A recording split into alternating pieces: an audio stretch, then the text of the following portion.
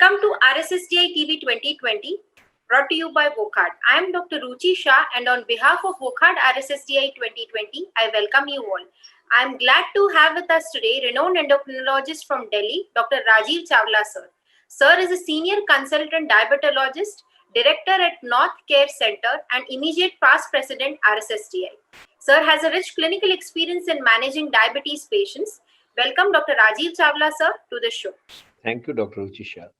Thank you, sir. So, sir, based on your recent talk in RSSDI 2020 on a very relevant topic of Treat India 2 trial, which is the largest real-world evidence on teneligliptin, we would first like to know from you, what is the Treat India study about and how can you elaborate it?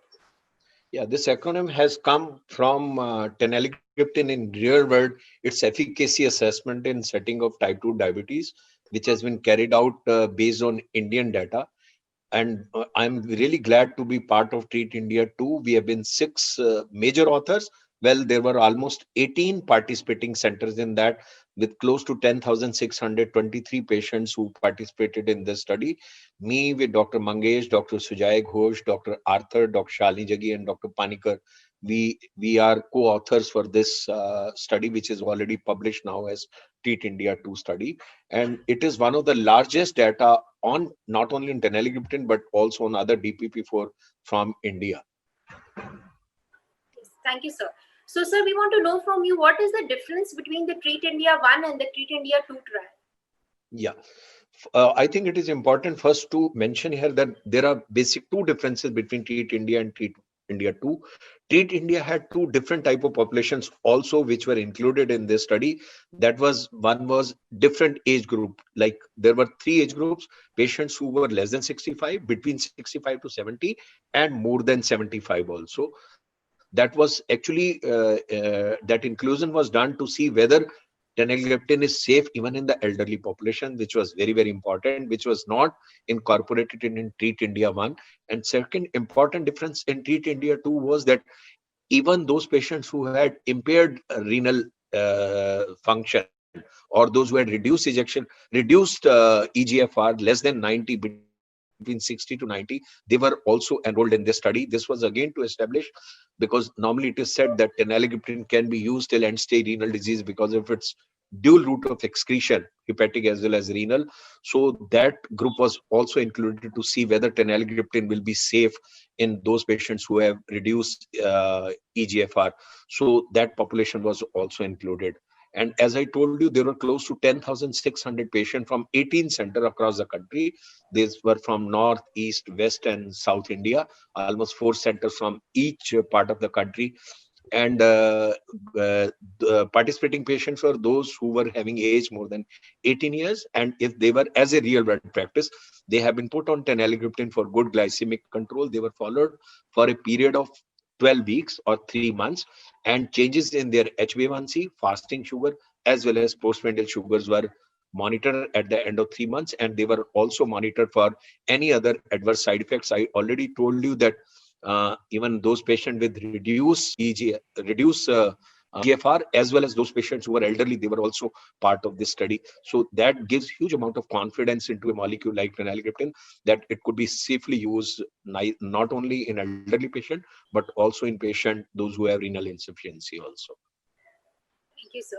So, sir, what are the very important clinical results of the Treat India 2 study? Yeah, as I told you that those patients who were put on say teneligliptin, almost 4% patient were on monotherapy as teneligliptin, 40% patient they were on teneligliptin with metformin, and 60% patient they were on multiple oral anti-diabetic drugs, right? So at the end of 3 months, their fasting sugars were measured, their postprandial sugars were again assessed, and their HbA1c assessment was also done. To share with you briefly the results, fasting sugar reduction was, mean reduction was 43 milligram percent. Postprandial sugar, which was significantly reduced by almost 86 to 87 milligram at the end of 12 weeks.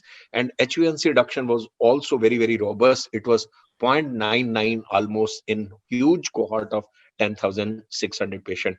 There was another important assessment which was done, that if you combine together HbA1c, fasting sugar less than 130 milligram, and postprandial sugar less than 180 milligram, so all the patients who met all the 3 targets, like H1C coming down to less than 7, fasting sugar coming down to less than 130 milligram, and postprandial sugar coming down to less than 180 milligram.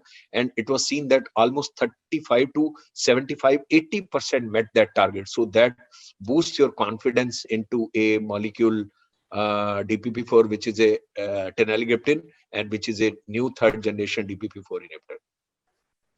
So, sir, the last question, what is the place of this new third generation DPP4 inhibitor, teneligliptin, in comparison to the other DPP4 inhibitors? Again, this is a very, very important question, because teneligliptin is a third generation DPP4. It is slightly different than the previous one, vildagliptin or maybe sitagliptin, which has been a gold standard.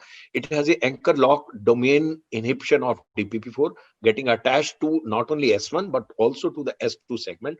So it gives a very, very strong binding to DPP4.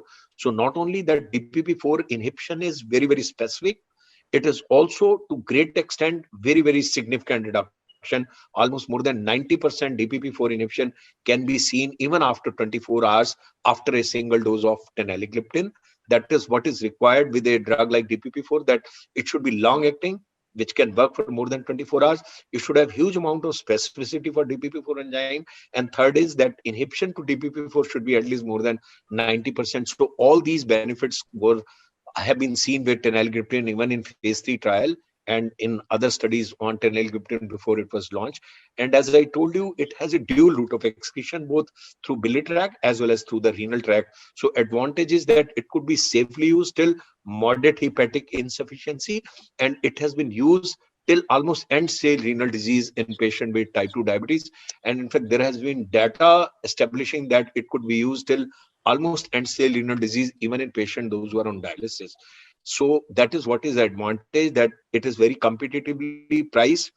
Price-wise, it is much reasonably priced as compared to sitagliptin or previous vildagliptin. Now you have generic version of vilda also available, which are cheaper. Otherwise, it is a class 3 DPP4 inhibitor, third generation, which has a unique mechanism and which has been found to be absolutely safe both in elderly as well as renal impairment patients. So it has a huge space, at least in Indian patient who may not be able to afford expensive DPP4. Thank you so much, sir, for sharing your Thank views you. on the Treat India trial and teneligliptin. And stay tuned to RSSDI TV 2020, brought to you by Wokhart, for the recent updates from the RSSDI 2020. Thank you very much. Thank you, Dr. Ruchi.